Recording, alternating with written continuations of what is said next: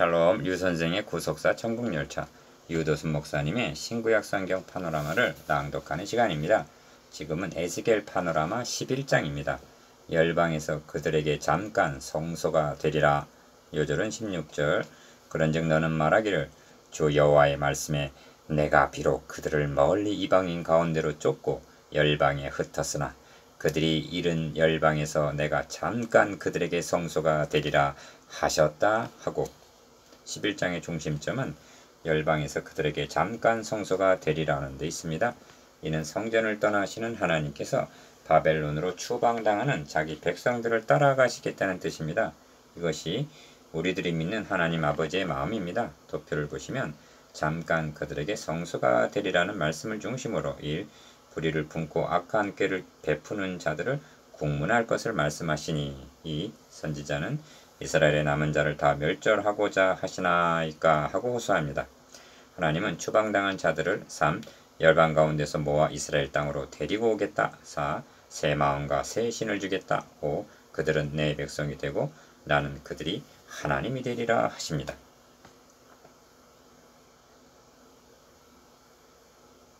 예. 5. 그들은 내 백성이 되고 나는 그들의 하나님이 되리라 하십니다. 이는 의문이 아니라 복음입니다. 이를 위해서 6. 갈대아에 있는 사로잡힌 자 중에 이르시더니 합니다. 이를 두 단원으로 나누어 상고하겠습니다. 첫째 단원 1절에서 13절 불의를 품고 악한 꾀를 베푸는 지도자들. 둘째 단원 14절에서 25절 모아 데리고 돌아오리라.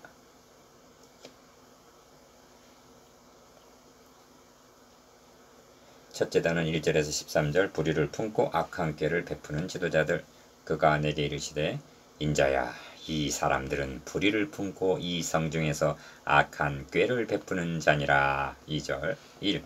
첫째 단원의 중심점은 불의를 품고 악한 꾀를 베푸는 지도자들에 있습니다. 때 주의 신이 나를 들어 데리고 여호와의 전 동문 곧 동양한 문에 이르시기로 본즉 그 문에 25인이 있는데 내가 그 중에서 아수르의 아들 야사냐와 분야야의 아들 불다야를 보았으니 그들은 백성의 방백이라 합니다. 1절 8장 11절에 우상 숭배하는 자 중에 사반의 아들 야사냐도 있더라 한 에스겔은 이번에는 자신이 잘 아는 방백 야사냐와 불다자를 보았다고 말합니다. 이렇게 말씀하는 것은 이것은 단순한 환상이 아니라 실상임을 나타내기 위해서입니다. 2. 하나님께서는 이 사람들은 불의를 품고 이 성중에서 악한 꾀를 베푸는 자니라 하시는데 2절 이것이 무엇을 뜻하는가? 불의란 백성들을 파멸로 이끌었기 때문이요. 악한 꾀란 바벨론을 배신하고 애굽에게 원군을 청한 것을 가리키는 것일 수도 있습니다. 그들의 말이 집 건축할 때가 가깝지 아니한즉 이 성읍은 가마가 되고 우리는 고기가 된다 하나니 합니다. 3절 이 말은 당시 사람들에게 잘 알려진 격언과 같은 말로 여겨지는데 오늘의 우리들은 무슨 뜻인지 분명치가 않습니다. 그러나 문맥적으로 볼 때 그 의미는 포로로 끌려가지 않고 예루살렘에 남아있는 자신들은 안전하다고 여겼다는 그런 뜻입니다. 3. 여호와의 신이 내게 임하여 가라사대 이스라엘 족속아 너희가 이렇게 말하였도다. 너희 마음에 일어나는 것을 내가 다 아노라 하십니다. 5절 나라와 백성들이 이런 지경에 이른 것이 누구의 책임인가?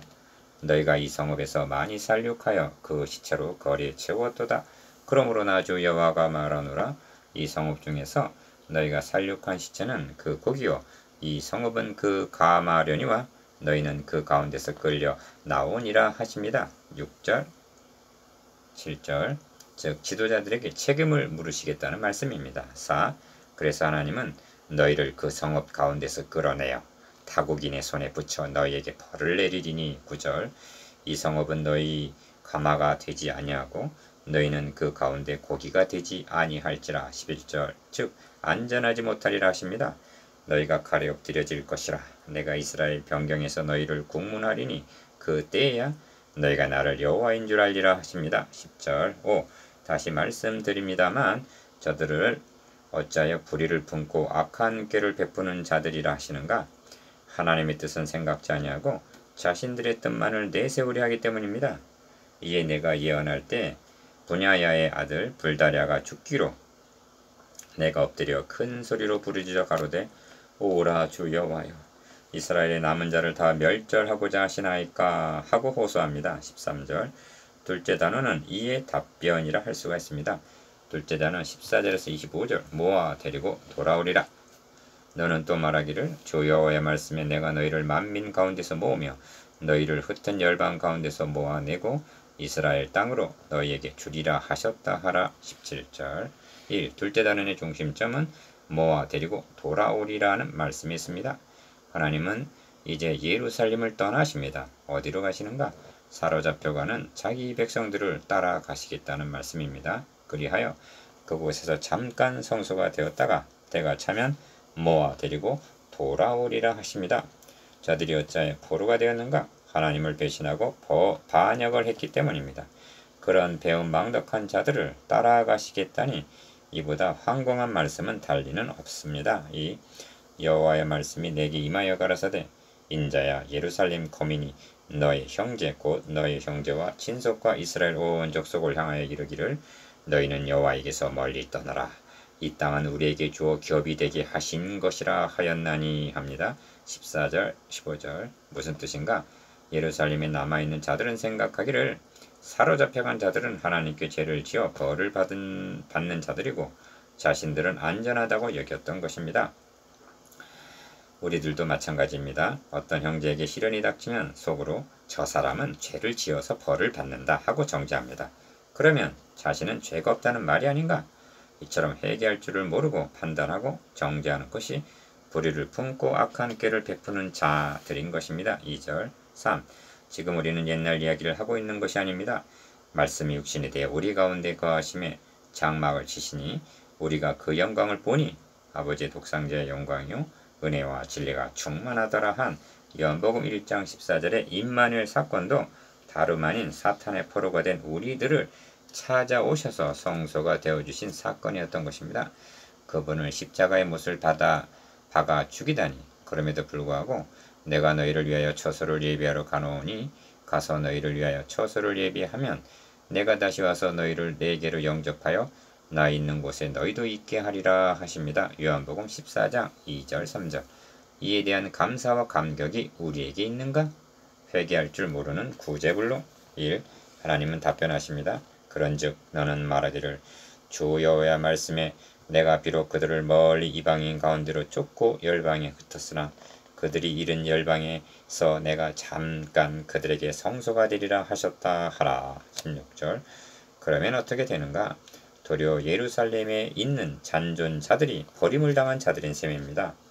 이 점이 예레미야 24장에 나옵니다. 하나님은 좋은 무화과와 악하여 먹을 수 없는 무화과 두 강주리를 예레미야에게 보여주시면서 내가 이곳에서 옮겨 갈대아인의 땅에 이르게 한 유다 포로를 이 좋은 무화과 같이 보아 좋게 할 것이라 하십니다. 예레미야 24장 1절에서 5절. 2. 착각하지 말아야 할 것은 사로잡혀간 자들이 좋은 무화과라는 뜻이 아니라는 점입니다. 나쁜 무화과, 짐승에게 내어줄 수밖에 없는 먹을 수 없는 무화과입니다. 그런데 이들을 주권적으로 좋은 무화과가 되게 하시겠다는 말씀입니다. 어떻게 말입니까? 불같은 시련을 통해서 내가 여호와인 줄 아는 마음을 그들에게 주어서 그들로 전심으로 내게 돌아오게 하리니 그들은 내 백성이 되겠고 나는 그들의 하나님이 되리라 하고 예레미야 24장 7절. 하나님께서 좋은 무화과가 되게 하시겠다는 말씀입니다. 3. 이것이 어떻게 가능해지는가? 내가 그들에게 일치한 마음을 주고 그 속에 새신을 주며 그 몸에서 굳은 마음을 제하고 부드러운 마음을 주어서 내 율례를 좇으며 내 규례를 지켜 행하게 하리니 그들은 내 백성이 되고 나는 그들의 하나님이 되리라 하십니다. 19절 20절. 문제의 핵심이 어디에 있는지 주목해 보시기 바랍니다. 19절 한 절 속에서 3번이나 강조하고 있는 마음이 문제입니다. 타락했다는 것은 하나님 중심에서 자기 중심이 되었다는 것입니다. 그리하여 마음 상태가 만물보다 거짓되고 심히 부패한 것은 마음이라 하십니다. 예레미야 17장 9절 4.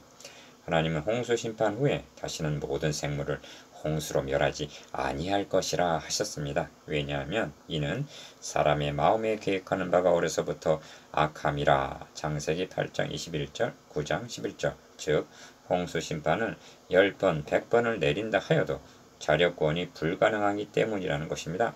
성경은 말씀합니다. 구수인이 그 피부를 표범이 그 반점을 변할 수 있느뇨? 할 수 있을진데 악에 익숙한 너희도 선을 행할 수 있으리라. 예레미야 13장 23절. 이를 신약적으로 말한다면 그러므로 율법의 행위로 그의 앞에 의롭다 하심을 얻을 육체가 없다는 말씀입니다. 로마서 3장 20절. 그럼에도 불구하고 교훈으로 표범의 반점을 변하게 할 수 있느냐 여기고 있다니 참으로 답답합니다. 자력구원의 불가능성 1. 그래서 하나님이 행해 주시겠다는 것입니다. 기어 내가 그들에게 1차 마음을 주고 니은 그 속에 새 신을 주며 디귿 그 몸에서 굳은 마음을 제하고 부드러운 마음을 주어서 19절 이루시겠다는 것입니다. 이 점을 예레미야 선지자를 통해서는 나 여호와가 말하노라. 그러나 그날 후에 내가 이스라엘 집에 세울 언약은 이러하니 곧 내가 나의 법을 그들의 속에 두며 그 마음에 기록하여 나는 그들의 하나님이 되고 그들은 내 백성이 될 것이라 하십니다. 예레미야 31장 33절. 이것이 홍수심판, 불심판, 율법, 교훈 등으로 가능해진단 말인가? 새 신을 주며 새 마음을 준다는 말씀은 새 언약 곧 복음인 것입니다. 2. 기독교는 사람을 개선시키는 종교가 아닙니다. 거듭나게 하는, 즉 다시 태어나게 하는 중생입니다. 진실로 너에게 이르노니 사람이 물과 성령으로 나지 아니하면 하나님 나라에 들어갈 수 없느니라. 요한복음 3장 5절. 그가 그 피조물 중에 우리로 한 첫 열매가 되게 하시려고 자기의 뜻을 조차 진리의 말씀으로 우리를 낳으셨느니라. 야고보서 1장 18절. 그리스도 안에서 일만 스승이 있으되 아비는 많지 아니하니 그리스도 예수 안에서 복음으로써 내가 너희를 낳았음이라 하십니다. 고린도전서 4장 15절. 스승으로 즉 교훈으로 가능하여지는 것이 아닙니다. 복음으로 다시 태어나게 하는 아비 역할이 우선입니다. 3. 이런 맥락에서 너는 또 말하기를 주 여호와의 말씀에 내가 너희를 만민 가운데서 모으며 너희를 흩은 열방 가운데서 모아내고 이스라엘 땅으로 너희에게 주리라 하셨다 하라 하심으로 17절. 1차적으로는 70년 후에 남은 자를 데리고 돌아오시겠다는 말씀이지만 궁극적인 성취는 주님께서 말씀하신 바 주의 성령이 내게 임하셨으니 이는 가난한 자에게 복음을 전하게 하시려고 내게 기름을 부으시고 나를 보내사 포로된 자에게 자유를 눈먼 자에게 다시 보게 함을 전파하며 눌린 자를 자유케 하고 주의 은혜의 해를 전파하게 하려 하심이라. 누가복음 4장 18절 19절 에서 성취될 예언인 것입니다. 새 마음 새 영을 주리라. 1. 이 점에서 구속사의 지평에 드러난 하나님의 구원 섭리를 말씀드려야만 하겠습니다.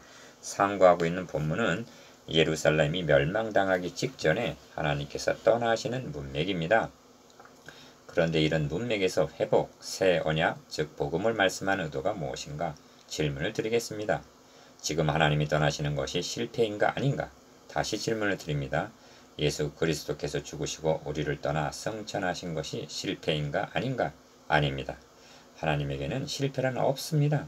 이를 가리켜 영원부터 만물을 창조하신 하나님 속에 감추었던 비밀의 경륜이라 말씀합니다. 에베소서 3장 9절. 이를 통해서 계시하시려는 바가 있기 때문에 허용하신 것입니다. 2. 먼저 구약의 역사가 예루살렘이 멸망하고 백성들이 포로로 끌려가는 것으로 끝나는 것을 통해서 계시하시려는 바가 무엇인가? 기어 가공할 만한 죄의 결과와 니은 자력구원의 불가능성을 깨닫게 하여 디귿 궁극적으로는 오직 구원은 그리스도의 구속으로 말미암은 뿐임을 계시하기 위해서입니다. 3. 그러므로 선지서의 기록 목적이 무엇인가에 확고해야만 합니다. 구약 역사상 많은 선지자들이 있었습니다. 예를 들면 나단, 엘리야, 엘리사 같은 선지자들은 말씀을 기록하여 후대에 전해주고 있지 아니합니다. 그런데 하나님께서는 예루살렘의 멸망을 전후해서 16명의 문서 선지자들을 세우셨다는 점입니다. 그러면 예루살렘의 멸망과 선지서는 어떤 연관이 있는가? 선지서는 공통점이 있는데 기억, 죄를 책망하고 심판을 경고하고 있습니다. 그러나 예루살렘의 멸망을 막은 선지자는 한 사람도 없었습니다. 이는 인간의 행위로는 구원을 얻을 수 없음을 말해줍니다. 그런데 선지자들은 한결같이 니은 회복을 약속하고 있습니다. 이것이 옛 언약인 율법으로 가능해진단 말인가? 만일 가능하다면 근원적으로 예루살렘이 멸망을 당하지 않았을 것입니다. 디귿 그러므로 선지서들은 새 언약 즉 그리스도를 통한 회복을 증거하고 있는 것입니다. 성경은 말씀합니다. 이 복음은 하나님이 선지자들로 말미암아 그의 아들에 관하여 성경에 미리 약속하신 것이라. 로마서 1장이죠. 이것이 선지서를 기록해 하신 목적입니다. 선지서의 기록 목적 1. 그러므로 예루살렘이 멸망하고 그리스도께서 십자가에 못 박히셨다는 것은 실패도 아니요 힘이 모자라서가 아니라 하나님의 구원 섭리 중의 일환입니다. 주님은 대답하십니다. 그러하나 내가 너희에게 실상을 말하노니 내가 떠나는 것이 너에게 유익이라. 요한복음 16장 7절. 어찌하여 그리스도께서 죽으시는 것이 유익이라 하시는가? 주님이 죽으시지 않으면 죄인들이 살 수 있는 길이 열리지 않기 때문입니다. 어찌하여 예루살렘의 멸망이 유익인가? 만일 예루살렘이 멸망하지 않고 성전이 불에 타지 않고 백성들이 포로가 되지 않았다면 죄를 영영 모르게 되어 구원에 이룰 수가 없었을 것입니다. 율법의 기능이 그러하듯이 예루살렘의 멸망은 죄인들을 그리스도에게로 인도하는 몽학선생 역할을 하고 있는 것입니다. 이 하나님의 아들이 자기 땅에 오셨을 때에 백성들이 열광적인 환영을 했어야 마땅합니다. 그러나 인간은 그렇게 선하지도 않았고 하나님의 뜻은 그렇게 이루어지지 않았습니다. 원초적으로 인류의 시조 아담 하와가 불순종하지 않았어야 합니다. 그러나 하나님의 뜻은 이 모두를 허용하신 것입니다. 왜 그런가? 사탄을 알고 죄를 알고 인간의 거짓말을 알게 하시기 위해서입니다. 오늘날 신학적인 혼돈은 이를 모르고 부정하는 데서 야기된 것들입니다. 자유주의 신학은 마귀를 부정하고 원죄를 부인하며 인간은 점점 선해 간다고 말합니다. 이는 하나님을 대적하는 사탄의 괴계입니다. 3. 인류의 시조가 에덴에서 하나님을 배신한 사건, 바로의 노예였던 자신들을 구원하여 주신 하나님을 반역한 사건, 하나님이 세상을 이처럼 사랑하사 독생자를 보내주셨는데 그를 십자가의 못을 박아 죽였다는 사건은 사탄의 사악함과 인간의 거짓됨을 백일하에 드러내고 있습니다.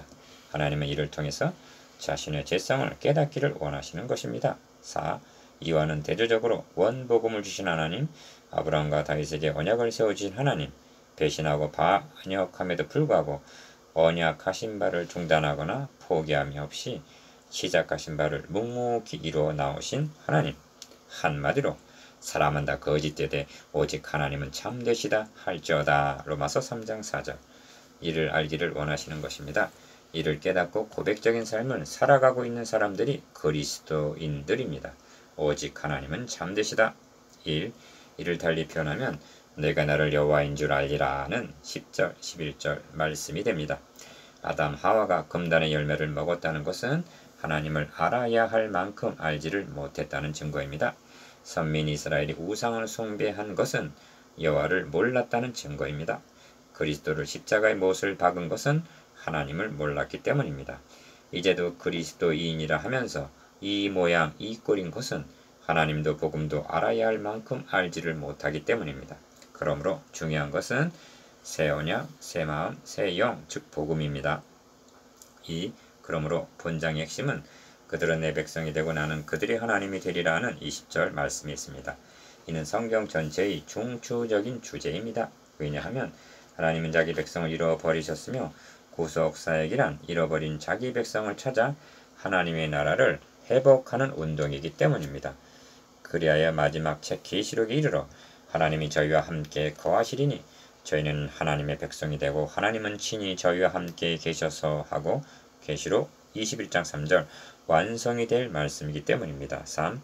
예루살렘이 멸망하고 성전은 불에 타고 백성들은 포로가 되는 절망적인 상황에서 이것이 어떻게 가능해지는가? 이런 맥락에서 하나님께서 자기 백성들에게 배척을 당하여 예루살렘을 떠나는 장면은 그리스도께서 자기 백성들에게 배척을 당하여 떠나게 될 장면의 예표가 되는 것입니다. 또 한 장면이 있는데 그것은 자기 아들에게 반역을 당한 다윗이 감난산 길로 올라갈 때 머리를 가리우고 맨발로 울며 행하는 장면입니다. 사무엘하 15장 30절. 주님께서도 감난산 길에서 오시면서 오늘날 평화에 관한 일을 알았다면 좋을 뻔하였거니와 지금 너의 눈에 숨기웠도다.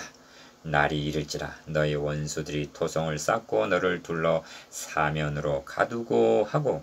누가복음 19장 41절에서 43절 우시면서 말씀하셨습니다. 4. 본문에서도 여호와의 영광이 성읍 중에서부터 올라가서 성읍 동편산 감난산에 머물고 주의 신이 나를 들어 하나님의 신의 이상 중에 데리고 갈대아에 있는 사로잡힌 자 중에 이르시더니 하고 23절에서 24절 떠나가시는 것을 보게 됩니다. 다시 강조합니다만 하나님은 실패하시지 않으십니다. 또한 중단하시지도 않으십니다. 남은 자를 데리고 돌아오심으로 시작하신 것을 또한 이루시는 것입니다. 사람은 다 거짓되되 오직 하나님은 참되시다 할지어다. 로마서 3장 4절. 5. 묵상해 보겠습니다. 기억 인간의 거짓됨과 하나님의 참되심에 대해서. 니은 선지서의 기록 목적에 대해서. 디귿 떠나심에 함축된 구속사적 의미에 대해서.